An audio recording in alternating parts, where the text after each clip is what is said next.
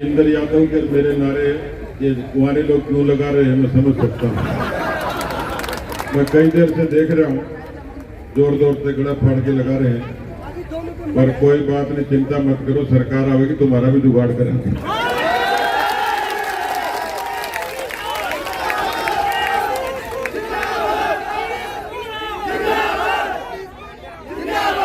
मैंने कैमरे में रिकॉर्ड कर लिया, जिसने जोर जोर से मेरे नारे लगाए उसका पक्का कराऊंगा। लोगों को बेटा कैसे राज्य हो रहे हैं, जैसे कभी पीने नहीं आ जाएगी। भारतीय जनता पार्टी जिंदाबाद, भारतीय जनता पार्टी जिंदाबाद, भारतीय जनता पार्टी जिंदाबाद। ये बात बिल्कुल सही है, जो भारतीय जनता पार्टी का लगाएगा, मोदी का लगाएगा, उसको दहेज में हीरो होंडा मिलेगी।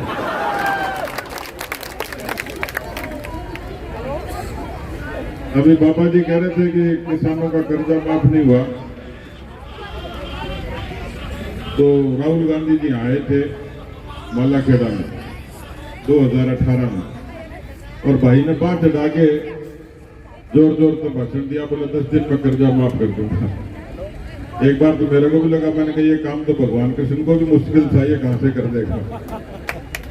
फिर बाद में उनका एक किस्सा देखा मैंने, क्योंकि उस भाई को न खेत का पता, न कर्जे का पता, न खेती का पता, न किसान का पता, सोने की जन्मजमू में लेके पैदा हुआ। बाद में पता लगा कि एक बार कहीं जा रहे थे टूर पे, और एक खेत में हरी मिर्च लगी हुई थी।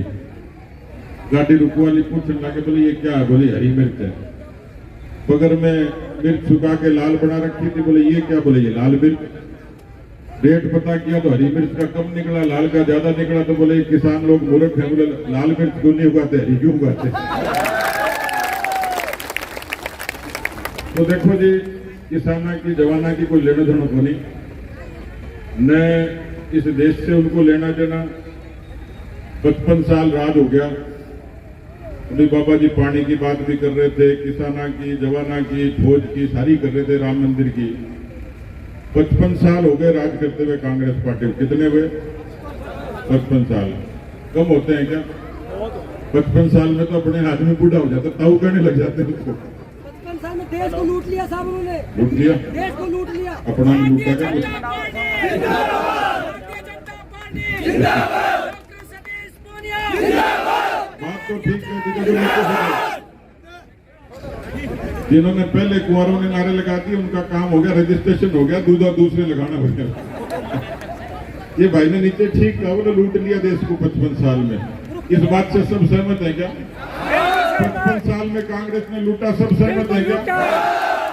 और लूट और झूठ का खेल खेला, ये बात सही है। मैं थोड़ा सा इतिहास में ले जाऊं। पहले प्रधानमंत्री कौन थे? जवाहरलाल नेहरू। नेहरू जी के बारे में ये कहा जाता है कि आजादी की लड़ाई किसने लड़ी और गद्दी पे कौन बैठा? सरदार भगत सिंह, सुभाष चंद्र बोस, चंद्रशेखर आजाद, राम प्रसाद बिस्मिल, अशफाक उल्लाह खान, कितने लोग शहीद हो गए। इस देश में कुर्सी का खेल तब से ही चल रहा है। देश के टुकड़े करवाए, एक गद्दी पे नेहरू बैठा, दूसरी पे जिन्ना बैठा। अब कि जिन्ना जिस कुर्सी पे बैठा वो सुखी नहीं, आजकल आटा भी उधार में खा रहे हैं।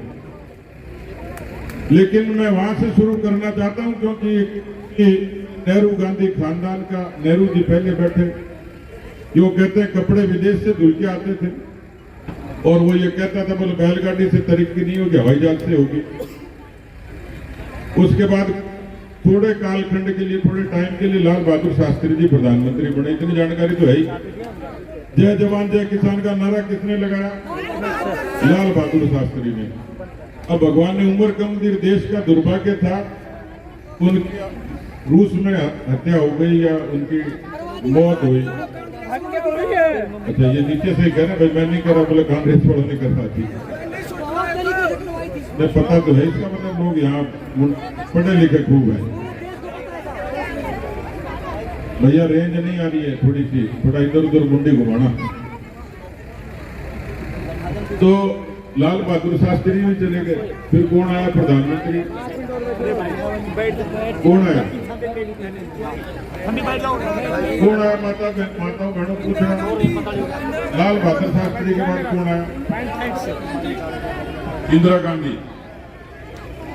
इंदिरा गांधी तो महिला थी, उसके बाद में फिर राजीव गांधी, फिर मनमोहन सिंह जी, 55 साल तक सब इन्होंने राज किया। और आज की ताजा खबर ये 2-3 दिन से चली रही है, गणेश चतुर्थी के दिन से ही ये हमारी माताएं बहनें बैठी हैं, महिला भी प्रधानमंत्री रह ली, राष्ट्रपति भी रह ली, पर इन माताओं बहनों को संसद में और विधानसभा में 33% आरक्षण किसने दिया? जोर का काम किया कि नहीं किया? तो मोदी जी के लिए जोरदार ताली बजा दो। माताओं बहनों से रिक्वेस्ट है 5 मिनट के लिए नरेंद्र मोदी। जितनी भी माताएं बहनें उठी है, कृपया आपसे निवेदन है अपने इस भाई के लिए 5 मिनट बैठे। दूध बाद में निकाल लेना, हाँ। नहीं आज निकालो तो चलेगा। निकाल लिया होगा। अरे सारी ऑडिया काम ना 12 करें। बजे से बैठे हैं, मैं रोटी पानी का भी जुगाड़ को नहीं आता हूँ। हाँ। मैंने तो भाई मेरे घर वाली कड़े चले थे, मैंने खुद नहीं बनानी पड़े। कोई बात नहीं, आ जाए थोड़ा दूध का हिसाब किताब ऊंचा नीचा कर लेना, पड़ोसी से मांग लेना। तो मैं कहने का मतलब ये है कि 55 साल तक राज करने के बाद में महिलाओं को अधिकार देने का काम मोदी जी करे, खाता मोदी जी खोले, सुकन्या समृद्धि मोदी लागू करे, बेटी बचाओ बेटी मोदी लागू करे। और राज केवल 16 साल किया, वाजपेयी जी से लेके मोदी जी तक इस देश में। बाबा जी अभी कह रहे थे किसानों का क्रेडिट कार्ड, फसलों की बीमा योजना, प्रधानमंत्री ग्राम सड़क योजना, ये तो अटल बिहारी वाजपेयी जी दे। और मुंडावर के जवानों को भी अभिनंदन का काम करे, उनको सहूलियत देने का काम करे तो अटल बिहारी वाजपेयी करे। अब ये सब लोग राम राम कर रहे थे, कांग्रेस का तो निकला हुआ है कब से ही। लेकिन उस राम की महिमा का गुणगान करने का काम कोई करता है। राम जी के जन्म स्थान पर अयोध्या में मंदिर बनाने का काम किसने किया? 500 सालों का संघर्ष, लाखों लोगों का बलिदान। मैं इस जनता की अदालत में आपसे पूछना चाहता हूं, राम जी का गुणगान और महिमा मंडन किसने किया? ये सैनिकों की धरती है। वाजपेयी जी ने कारगिल के युद्ध में सैनिकों को मान दिया, किसानों को प्रधानमंत्री किसान सम्मान दिया। लेकिन इस देश के सेना के साथ में जिस तरीके से खिलवाड़ होता था, भला हो मोदी जी का कि लोकतंत्र के बाद भारत की सेना दुनिया की सबसे बड़ी ताकत बनकर खड़ी हुई। आज 411 किस्म के हथियार भारत की सेना बनाती है और 75 देशों को सप्लाई करती है। ये बदलता भारत है। अभी कोर्ट कासिम में 2 ताऊ बात कर रहे थे, बोले मोदी ने क्या किया?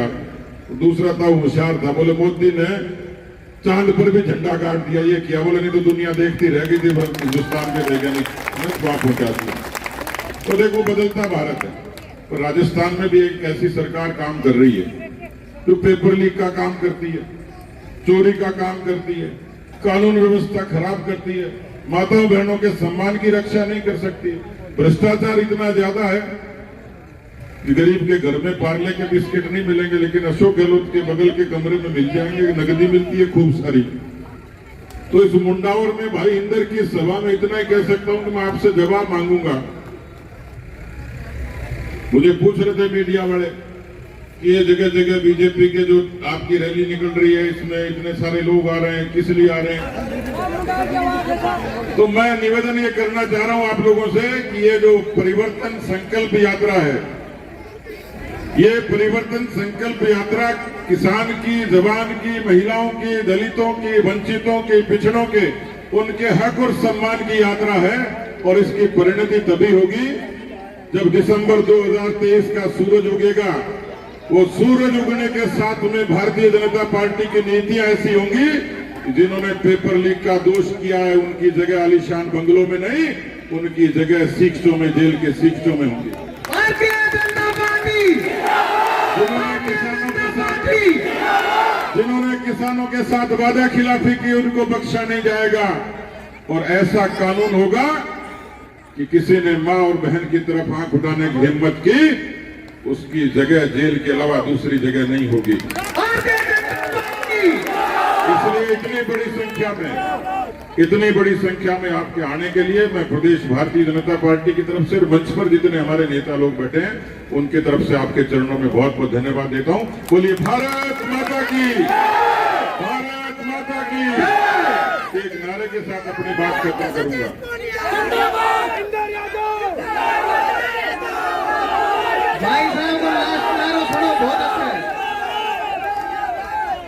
ये इंदर यादव की भीड़ में 2-4 समर्थक मेरे भी घुसे हुए हैं। बीच बीच में कूद कूद के नारे लगा। ऐसा सुनो, भाइयों भाइयों भारतीय जनता पार्टी जिंदाबाद जिंदाबाद जिंदाबाद। इसकी सगाई पक्की,